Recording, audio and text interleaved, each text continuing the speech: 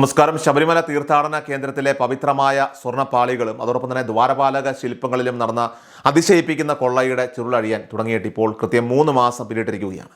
കേരളത്തിലെ സാംസ്കാരികവും മതപരവുമായിട്ടുള്ള ചരിത്രത്തിൽ രേഖപ്പെടുത്തപ്പെട്ട ഏറ്റവും വലിയ ക്ഷേത്ര കൊള്ളകളിൽ ഒന്നായിട്ട് വിശേഷിക്കപ്പെടുന്ന ഈ കേസിൽ അന്വേഷണ സംഘം ഇപ്പോൾ നിർണായകമായ ഒരു ഘട്ടത്തിലേക്ക് എത്തിയിരിക്കുകയാണ്. കേസിലെ മുഖ്യപ്രതിയായിട്ടുള്ള ഉണ്ണികൃഷ്ണൻ പോറ്റിയെ പോലീസ് പിടികൂടി 90 ദിവസങ്ങൾ പിന്നിടുമ്പോൾ വിശ്വാസ സമൂഹം ഒന്നടങ്കം ഈ കേസിലെ നീതി നടപ്പാക്കലിനായിട്ട് ഉറ്റുനോക്കുകയാണ്. കൊള്ളയുടെ ആഴം കണ്ട് വിറങ്ങലിച്ചു നിന്ന കേരളക്കരയെ പിന്നീട് ഞെട്ടിച്ചത് ഭരണകക്ഷിയിലെ ഉന്നത നേതാക്കളുടെയും രാഷ്ട്രീയ പ്രവർത്തകരുടെയും ഈ കേസിലെ പങ്കാളിത്തത്തെക്കുറിച്ചുള്ള വാർത്തകളാണ്. കേസിൻ്റെ പ്രാരംഭഘട്ടം മുതൽ ഉന്നതതല ഇടപെടലുകൾ ഉണ്ടായിട്ടുണ്ടെന്ന ആരോപണങ്ങൾ നിലനിൽക്കെ അന്വേഷണം എത്രത്തോളം നിഷ്പക്ഷമായിട്ട് മുന്നോട്ട് പോകുമെന്നത് വരും ദിവസങ്ങളിൽ വ്യക്തമാകും. അറസ്റ്റ് നടന്ന് 90 ദിവസം പിന്നിടുമ്പോഴും പ്രധാന പ്രതിയായിട്ടുള്ള ഉണ്ണികൃഷ്ണൻ പോറ്റിക്കെതിരെ കൃത്യമായ കുറ്റപത്രം സമർപ്പിക്കാൻ പ്രത്യേക അന്വേഷണ സംഘത്തിന് കഴിഞ്ഞിട്ടില്ല എന്നത് വലിയ നിയമപരമായിട്ടുള്ള ചർച്ചകൾക്കും രാഷ്ട്രീയ വിവാദങ്ങൾക്കും തുടക്കം കുറിച്ചിരിക്കുകയാണ്. നിയമപ്രകാരം 10 വർഷത്തിലേറെ തടവ് ശിക്ഷ ലഭിക്കാവുന്ന ഗൗരവകരമായിട്ടുള്ള കുറ്റകൃത്യങ്ങളിൽ പ്രതിയെ അറസ്റ്റ് ചെയ്ത് 90 ദിവസത്തിനുള്ളിൽ കുറ്റപത്രം സമർപ്പിച്ചില്ല എങ്കിൽ പ്രതിക്ക് സ്വാഭാവിക ജാമ്യത്തിന് അർഹതയുണ്ട്. പോറ്റിയുടെ കാര്യത്തിൽ ഈ കാലാവധി തികയാനിരിക്കെ അയാൾ ജാമ്യത്തിൽ ഇറങ്ങുന്നത് തടയാനുള്ള തീവ്ര ശ്രമത്തിലാണ് ഇപ്പോൾ അന്വേഷണ സംഘം. ഇതിൻ്റെ ഭാഗമായി കേസിലെ ആദ്യഘട്ട കുറ്റപത്രം അടിയന്തരമായി കോടതിയിൽ സമർപ്പിക്കാനാണ് SITയുടെ തീരുമാനം.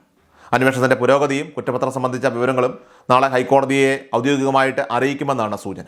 ആദ്യഘട്ട കുറ്റപത്രം നൽകിയാലും അന്വേഷണം അവിടെ അവസാനിക്കില്ലെന്നും കൂടുതൽ തെളിവുകൾക്കായിട്ട് തുടരന്വേഷണം ഉണ്ടാകുമെന്നും അധികൃതർ വ്യക്തമാക്കുന്നുണ്ട്. ഈ കേസിലെ ഏറ്റവും നിർണായകമായ വഴിത്തിരിവ് വിക്രം സാരാഭായ് സ്പേസ് സെന്ററിൽ നടത്തിയ ശാസ്ത്രീയ പരിശോധനാ ഫലങ്ങളാണ്. ശബരിമലയിൽ നിന്ന് ശേഖരിച്ച സ്വർണ്ണപ്പാളി സാമ്പിളുകളുടെ വിശദമായിട്ടുള്ള ലാബ് റിപ്പോർട്ട് കഴിഞ്ഞ ദിവസമാണ് വിചാരണ കോടതി അന്വേഷണ സംഘത്തിന് കൈമാറിയത്. ശില്പങ്ങളിലെ സ്വർണത്തിൻ്റെ അളവിൽ വന്ന കുറവും ലോഹത്തിൻ്റെ പഴക്കവും വ്യാജമായ കൂട്ടിച്ചേർക്കലുകളുമൊക്കെ തന്നെ സംബന്ധിച്ച തികച്ചും ശാസ്ത്രീയമായ തെളിവുകൾ ഈ റിപ്പോർട്ടിലുണ്ട്. നാളെ ഏതായാലും ഹൈക്കോടതിയിൽ സമർപ്പിക്കുന്ന ഈ ഇടക്കാല റിപ്പോർട്ടിൽ VSSC നൽകിയ ഈ പരിശോധനാ ഫലങ്ങൾ ഉൾപ്പെടുത്തിയേക്കും. പ്രതികൾക്കെതിരെയുള്ള കുറ്റങ്ങൾ കേവലം മൊഴികളിലുപരിയായി ശാസ്ത്രീയമായി തെളിയിക്കാൻ ഈ റിപ്പോർട്ട് അന്വേഷണ സംഘത്തിന് വലിയ കരുത്ത് പകരും.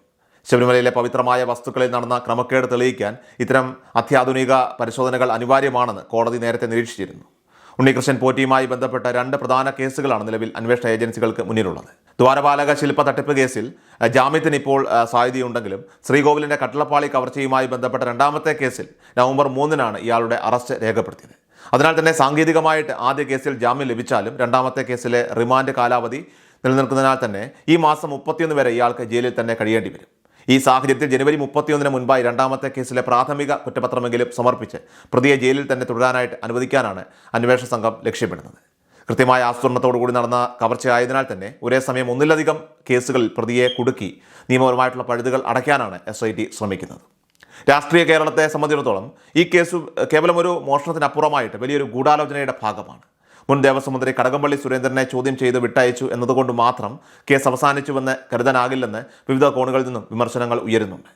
ശബരിമലയിലെ സ്വർണ്ണക്കൊള്ളയ്ക്ക് പിന്നിൽ വൻ സ്രാവുകൾ ഇനിയും ഉണ്ടെന്നും അന്വേഷണം രാഷ്ട്രീയ സ്വാധീനമില്ലാതെ അവരിലേക്ക് എത്തേണ്ടതുണ്ടെന്നും ഹൈക്കോടതി നേരത്തെ തന്നെ നിരീക്ഷിച്ചിട്ടുള്ളതാണ്.